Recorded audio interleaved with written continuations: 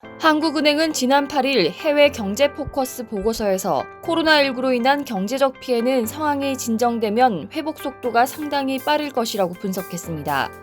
전염병으로 인한 경제적 피해는 주로 불안 심리 확산에 따른 것으로 전염에 대한 불안감이 해소되면 경제가 빠른 시일 안에 정상화될 것이라는 전망입니다.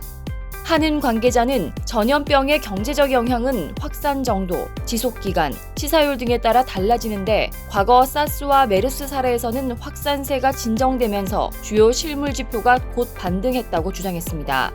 2003년 사스는 중국, 홍콩 등에서 크게 확산돼 인접국 경제에 부정적인 영향을 미쳤습니다. 발병지인 중국과 교역 관계가 밀접했던 홍콩과 싱가포르는 산업 생산이 감소했습니다. 한국과 대만의 경우 주로 소비 심리가 위축되고 관광객이 감소했지만 집중적인 확산 기간은 2003년 2분기 정도에 그쳤습니다. 2015년 우리나라에서는 메르스가 크게 확산하면서 서비스업을 비롯한 내수가 상당폭 위축됐습니다. 전염성도 낮고 확산 기간도 석 달로 짧았지만 치사율이 무려 20%에 달해 소비 심리를 크게 위축시켰던 것입니다. 그러나 메르스는 민간 소비에만 단기간 악영향을 미쳤고 공장 가동 중단에 따른 생산 차질, 주변국 확산에 따른 파급 영향은 제한적이어서 이후 경기는 빠르게 회복되었습니다. 한은은 분석 말미에 향후 기후변화 등으로 전염병과 자연재해가 더욱 빈번하게 발생할 수 있는 만큼 이에 따른 손실을 최소화하기 위해서는 체계적인 대응 시스템이 필요하다고 주장했습니다. 또 핵심 부품, 소재에 대한 국산화, 거래선 다변화 등을 통해 주요 교역 상대국의 재난으로 인한 중간재 수급 차질 등 공급망 훼손에도 대비해야 한다고 강조했습니다.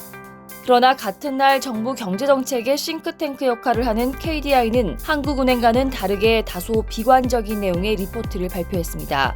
KDI는 2020년 3월 경제 동향에서 최근 우리 경기는 코로나19가 확산됨에 따라 단순 소비뿐만 아니라 투자와 생산 등 경기 전반이 위축되고 있다고 진단했습니다.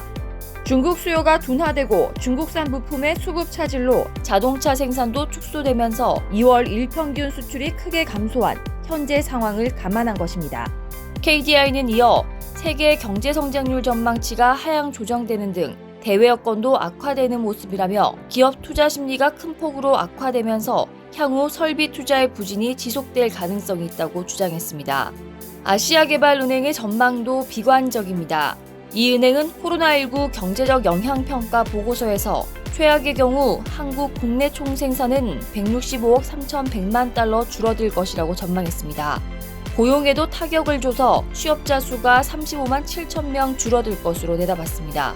이 때문에 국내 금융가에서는 한국은행이 총선을 앞두고 너무 섣부른 낙관론을 펼치고 있는 게 아니냐는 우려의 목소리가 나오고 있습니다. 이상 광화문 비스통신이었습니다.